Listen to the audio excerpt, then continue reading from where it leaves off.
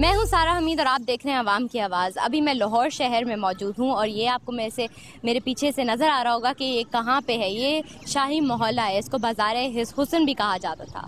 हम आज बात करेंगे डांसिंग गर्ल्स और प्रोस्टिट्यूशन के बारे में जो लिंक्ड होते हैं। सबसे पहले एक रिपोर्ट देखते हैं, फिर मैं वापस आती हूँ।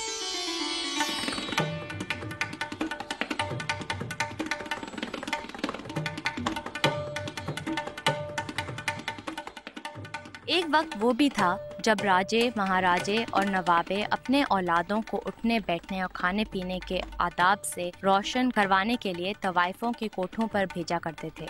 जब हालात बदले और राजाओं और नवाबों का दौर खत्म हुआ तो ये कोठे शौकीन रईसजादों की तफरी के मराकज में तब्दील हो गए। वो शाम ढले यहाँ आते और रात गई तक नाच गाने से लुत्फ अंदोज होते थे।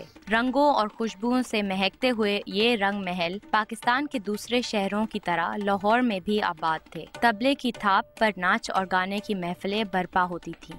खूब चहल पहल रहा करती थी। फूलों के गजरे बेचने वालों और पाय और निहारी फरोख्त करने वालों के ऐश थे। मगर फिर हालात बदलना शुरू हुए। मुख्तलिफ हुकूमतों की जानिब से नाच गाने पर पाबंदियां लगा दी गईं और फिर ये पुर रौनक इलाका तारीखियों में डूब गया। सारंगी नवाज, तबला बजाने वाले, फूल बेचने वाले अपनी रोजी हासिल करने के लिए फिक्रमंद हो गए। रंग महल की गाने वालियां अपने कोठों से उठकर कोठियों में मुंतकिल हो गईं। मौसीकी के प्रोग्राम्स में शिरकत करने लगी। ड्रामों में अदाकारी को अपना पेशा बना लिया। मगर हुकूमत ने गाने पर पाबंदी लगाते वक्त इन मजदूरों का कोई ख्याल ना किया कि ये बेचारे कहाँ जाएं, क्या करेंगे। ये तो साज बजाने के सिवा कोई दूसरा काम जानते ही नहीं। क्या पाकिस्तान आर्ट्स काउंसिल इनकी मुश्किलात हल करने में मददगार साबित हो सकेगी? आपने हमारी रिपोर्ट देखी। ये बाज़ार हुस्न या हीरा मंडी जिसको कहा जाता है, ये पहले हर कोने से ढोल की आवाज़ें आती थी, घुंघरू की आवाज़ें आती थी, शेर व शायरी होती थी। यहाँ पर जो कोठियों पे लड़कियां भी बैठती हैं और जो तवाइफ भी हैं वो बहुत शेर व शायरी से, गज़ल से अपना काम करती थी। मगर अब इसका माहौल थोड़ा सा गंदा सा बन गया है और यहाँ पे बहुत चीज़ें बदल गई हैं। आज हम बात करेंगे डांसिंग गर्ल्स और प्रोस्टिट्यूशन के बारे में और आपको दिखाएंगे कि उनकी क्या ज़िंदगी कैसी होती है और उनको क्या परेशानियाँ हैं और वो क्यों ये काम करती हैं और उनका जो लिंक हो जाता है डांसिंग गर्ल्स और प्रोस्टिट्यूशन का वो उनको कैसा लगता है। तो आइए हमारे साथ चलिए।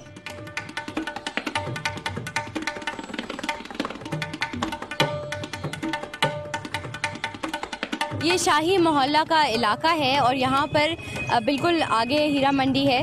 तो अगर आप देखें यहाँ पे एक लाइन से आपको नज़र आएंगी दुकानें जो ढोल और तबला और ऐसी चीज़ें बेचती हैं और घुंघरू और ये सब। मगर पुराने ज़माने में जब इसको बादशाही मोहल्ला भी कहा जाता था, यहाँ पर शाह आते थे और बहुत ज़्यादा लोग आते थे और वो तहज़ीब और कल्चर और म्यूज़िक और हर चीज़ सीखने आते थे और यहाँ पे बहुत ऐसी चीज़ें नेसेसरी रिक्वायर्ड होती थी।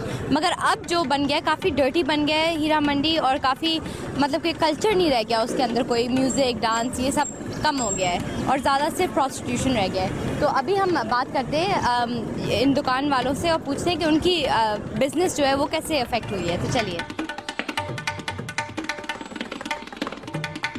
ये आपकी दुकान है? ये पाकिस्तान बनने से पहले की दुकान है यहाँ पर। तो आप मुझे बताइए कि आपने तो देखा होगा कैसे बदला है शाही मोहल्ला। कुछ तो इसके ऊपर लोगों ने तवज्जो नहीं दी है इस काम के ऊपर। हाँ।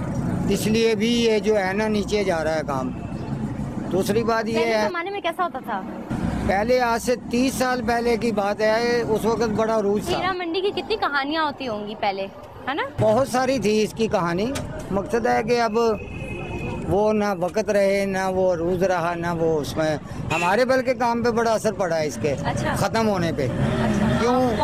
पहले ये यहाँ होते थे ना, किसी का तबला खराब हुआ, किसी का बाजा खराब हुआ, उस्ताद लोग आ रहे हैं जी बाजा ठीक करवाने। हाँ, काम बहुत होता था। अब वो रुपए में चार आने भी नहीं रहा। ये उस वक्त से रह रहे हैं जब से पाकिस्तान सबसे पहले बना था और यहाँ पर जो बोल रहे 30 इयर्स अगो जो हीरा मंडी था वो हीरा मंडी जो है वो इतना जैसे हर कोई ढोल के लिए बजाता था, उस्ताद आते थे, शागिर्द आते थे, वो सीखते थे और बहुत रौनक होती थी और उनका बिजनेस भी फ्लरिश करता था। मगर अब जो है हीरा मंडी एक डर्टी सी जगह बन गई है जहाँ पे अजीब अजीब लोग भी आते हैं और गंदा माहौल बन गया है वहाँ का, डेड हो गया है बिल्कुल और इनका भी ऑब्वियसली कारोबार मुतासिर हो रहा है इसकी वजह से। तो अब हम जाते हैं और दुकान ढूंढते हैं। यहाँ पे पूरी लाइन से दुकानें लगी हुई हैं। तो चलिए,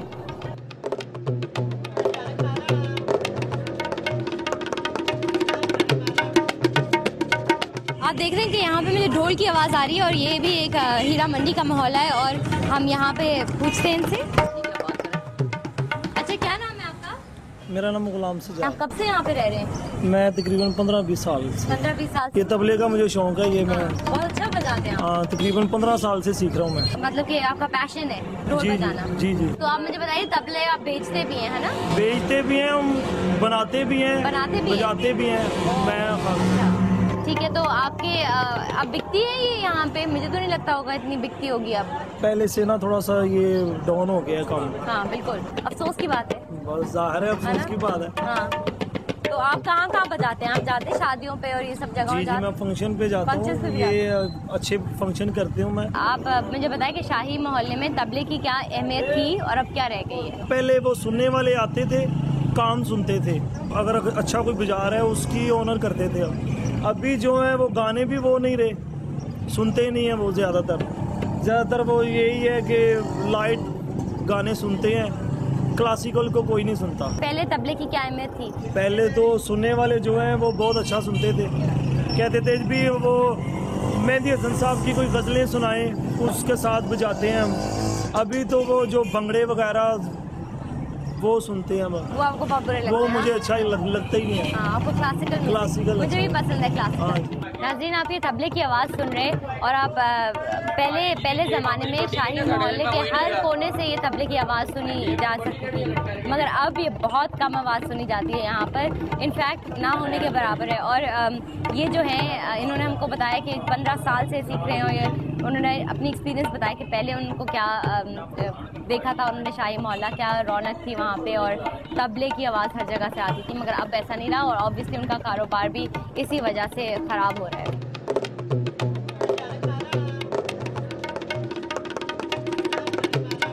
आप मुझे बताइए कि कैसा लगता है कि आप इस इलाके में आके डांस सिखाती हैं और सिंगिंग भी सिखाती हैं? नहीं, मैंने सिंगिंग सीखती कोशिश करती हूँ। हाँ, तो डांसर हूँ मैं। तो गा के दिखा सकती हैं? माड़ा है ते माड़ा सही यार जो है, कुछ भी होवे ओ साडा प्यार जो है, क्यों मयेदा क्यों डोलेदा, गिला कराओ मैं तिलक वारी बिस्मिल्लाह करा। अच्छा, और आप मुझे बताएं कि आपकी रोज क्लासेस होती हैं यहाँ पे? जी जी होती है। और आप जो डांस सीखती हैं वो आप कहीं करती हैं? हाँ, डांस हाँ, कहाँ पे? शोज पे? हाँ, शो पे। अच्छा, तो अच्छा है कि अभी तक हमको नजर आ रहा है कुछ कल्चर जिंदा है अभी तक शाही मोहल्ला, अदरवाइज हमको नजर नहीं आता अब ढोल बजना और, है ना, कि है काफी है काफी।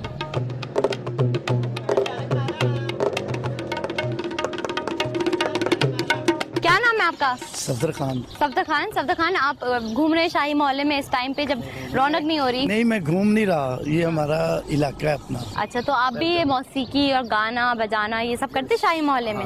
अभी तक होती है ये चीजें? नहीं, बाजार तो छूट गया। हाँ। जिसे कहते हैं ना हीरा और मंडी। हाँ। जो हीरों का बाजार था ना वो खत्म हो गया। आप जैसे आर्टिस्ट जो हैं यहाँ पे जो ढोल और ये सब बजाते हैं वो सब खत्म हो रहे हैं, अब गंदा सा बन रहा है ये माहौल। नहीं, हम तो आप भी वही काम करते हैं, लेकिन ये उनमें फर्क आ गया। और ज्यादातर यहाँ पे अब प्रोस्टिट्यूट्स रहती हैं कि डांसिंग गर्ल्स? ये डांसर यहाँ पे अकेडमी आपने देखी है, डांसिंग गर्ल्स रहती हैं सारी ना ऊपर। अच्छा, या प्रोस्टिट्यूट्स रहती हैं? हाँ, ये सीखने के लिए आती है। अच्छा, चले, मगर सैड बात है कि खत्म हो रही है ये जगह, है ना? ये दुनिया ऐसे ही चलती आ रही, ऐसे ही चलेगी और ऐसे ही खत्म हो जाएगी। इंसान खुद अच्छा होना चाहिए तो कोई भी चीज़ बुरी नहीं होती। जितनी हम लोगों की मेहनत है उतने हम लोग पे बदनाम किए जाते हैं। अपनी इज्जत से बढ़ के पैसे नहीं होते।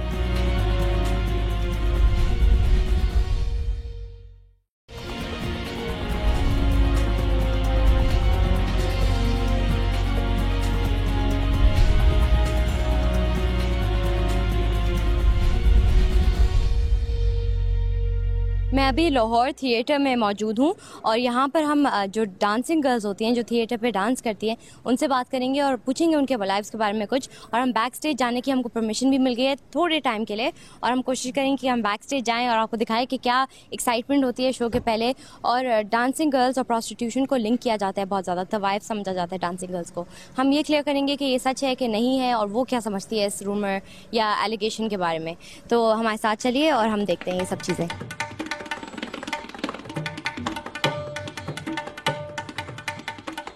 गुलनाज, आप मुझे बताएं कि आप बहुत मशहूर हैं यहाँ पे, राइट? बस थिएटर की आर्टिस्ट। अच्छा गुलनाज, आप मुझे बताएं कि आप कितने सालों से ये काम कर रही हैं? वैसे तो मुझे हो गए हैं 7-8 साल हो गए, लेकिन मैं रेगुलर नहीं काम करती। जब दिल करता है आती हूँ, काम करती हूँ, चली जाती हूँ, फिर दिल करता है फिर आती हूँ, फिर काम करती हूँ, फिर चली जाती हूँ। शादी हुई भी है आपकी?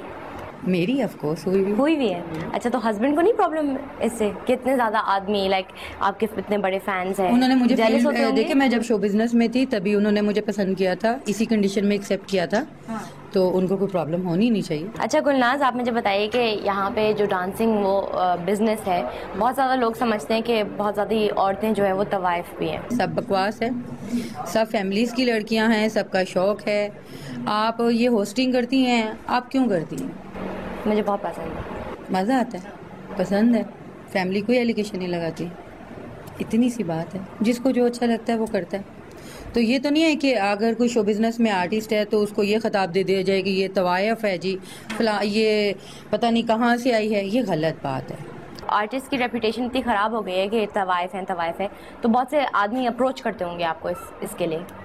मैं नहीं, कभी नहीं करते। कभी किसी ने आके हमें तो इस तरह नहीं कहा, कभी नहीं फेस टू फेस किसी ने इस तरह के वर्ड्स यूज किए। ड्रामा खत्म होता है, हम अपनी गाड़ी निकालते हैं, अपने घर चले जाते हैं। जिस आर्टिस्ट का काम खत्म हुआ वो अपने घर चला गया।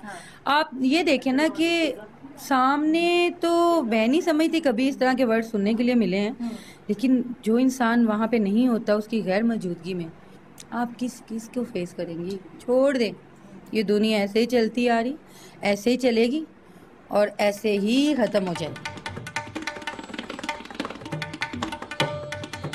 मैंने स्टेज बहुत किया है, बहुत थिएटर किया है, लेकिन अब मैं टीवी कर रही हूँ, मूवीज़ कर रही हूँ। कौन सी मूवीज़ की हैं आपने? मैंने अभी तक 2 मूवीज़ की हैं, तो बस अच्छा काम जा रहा है। और जो मैं बात सुन रही थी वो काफ़ी मुझे अजीब फील हो रही थी, जो ये कही जा रही थी। ऐसा कुछ भी नहीं है। I know. मुझे क्लियर करना था आप लोगों से, कि लोगों को पता चले। नहीं है। जो लोग कहते हैं, जो लोग बोलते हैं, उनको ये नहीं पता कि हर शोबे में, हर फील्ड में, हर कैटेगरी के लोग होते हैं, ठीक है ना। तो यहाँ पे बहुत बहुत अच्छे स्टार काम कर रहे हैं, नरगिस काम कर रही हैं, खुशबू जी काम कर रही हैं, ठीक है। तो आप खुद देखिए कि कितने बड़े बड़े नाम काम कर रहे हैं। तो थिएटर को इस हवाले से बुलाना या थिएटर को इस हवाले से कहना गलत होगा। हर बंदा ऐसा नहीं है, हर आर्टिस्ट ऐसा नहीं है। ये आप पे डिपेंड करता है कि कोई भी मिसहैप हो जाए वो आपकी अपनी गलती से है, वरना थिएटर कोई ऐसा इदारा नहीं। अपने आप को खुद इंसान बेहतर करे, किसी को रिमार्क्स देने से या किसी की तरफ कमेंट्स करने से कुछ नहीं बनेगा।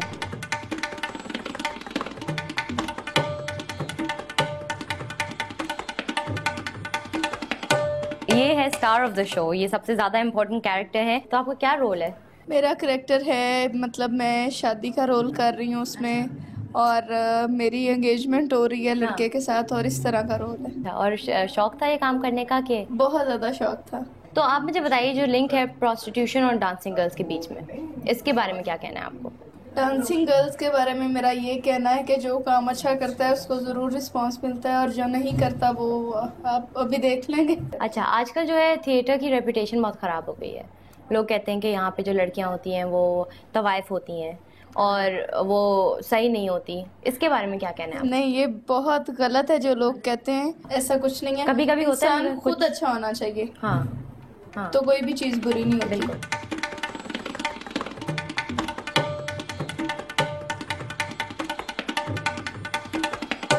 क्या नाम है आपका? नासिर चन्योटी। आप नर्वस हैं अभी? आप जाने वाले स्टेज के ऊपर? नहीं, नर्वस क्यों नहीं? ये हम रोजाना काम करते हैं, इसमें हम नर्वस नहीं होते। जी, मैं ओल्ड रोल कर रहा हूँ, बाप का रोल है। तो आपको लगता है आपकी जिंदगी अलग है थिएटर से? थिएटर से क्या मतलब? जो आपका रोल जो आप चूज करते हैं, आपकी जो जिंदगी है वो बिल्कुल अलग है आपके रोल से? हमेशा ही होता है, जो आप बंदा काम कर रहा होता है उससे अलग ही होता है।